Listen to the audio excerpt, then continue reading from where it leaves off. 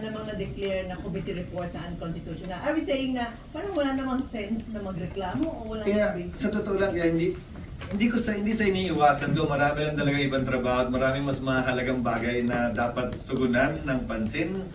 At hinahayaan ko sana ito dahil para sa akin nga, sabihin na natin kunwari lang, di ba, na lahat ng sinabi niya ay totoo na hindi ko kinoconsider sa kanya.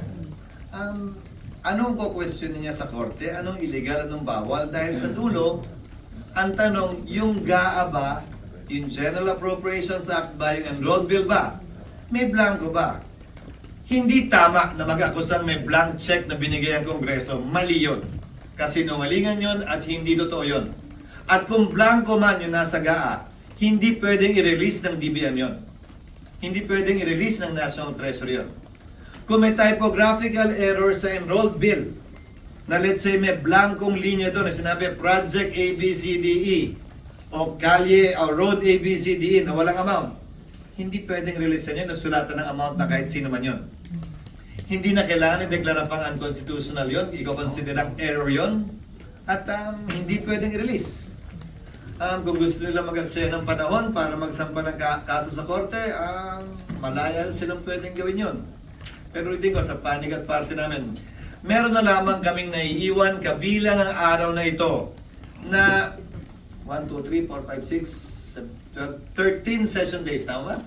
Kabilang ito. Sorry, 12 session days, kabilang ito. Minus yun ang Chinese New Year.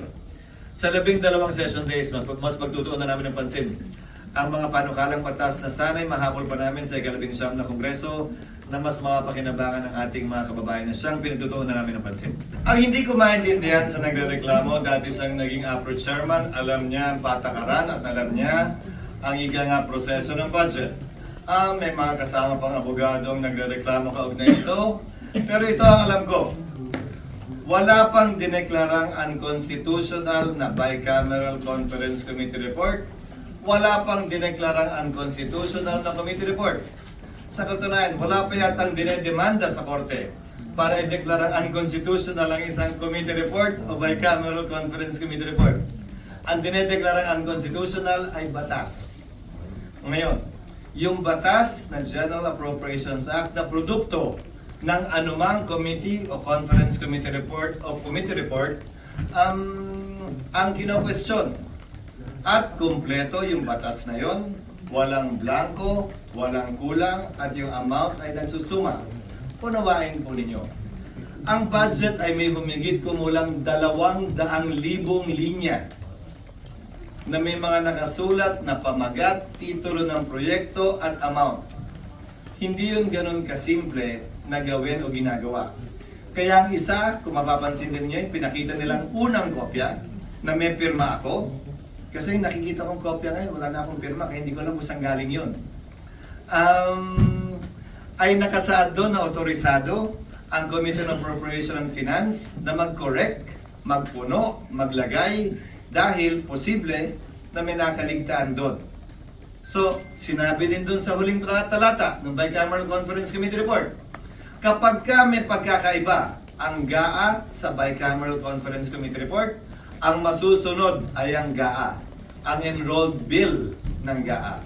Kung babalik tanawan naman natin, ang mga naging desisyon ng Korte Suprema, ang pinagpipilian lamang ng Korte Suprema kung sakasakali may pagkakaiba, kaugnay sa isang panukalang batas, ay ang journal entry rule na tinatawag o yung pinasok sa journal base sa debate ng Kamara at ng Senado, o yung enrolled bill. Ito yung pinirmahan ng Speaker, Senate President, Secretary General ng House, Secretary General ng Senado at ng Pangulo. Ayon sa Korte Suprema natin, sa mahaba at marami ng desisyon, ang susundan at sinusunod, kaya yun yung nakalagay sa Bicameral Conference Committee Report, ay yung enrolled bill.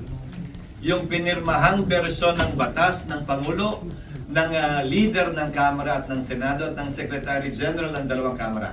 Yon ang mag-govern. Ngayon, kung may kulang doon, tama lamang na ito yung ma-question. Or, pag may nirelease dahil piniling na blanks yun pagkatapos, tama lamang na hindi i-release yun, hindi payagat i-release yun. Pero hindi ang anumang basihan sa isang committee report na gaya ng sinabi ko. Alam naman yan nung kongresistang nagre-reklamo at nagsasaad ng mga punto niya kaugnay sa bagay nito?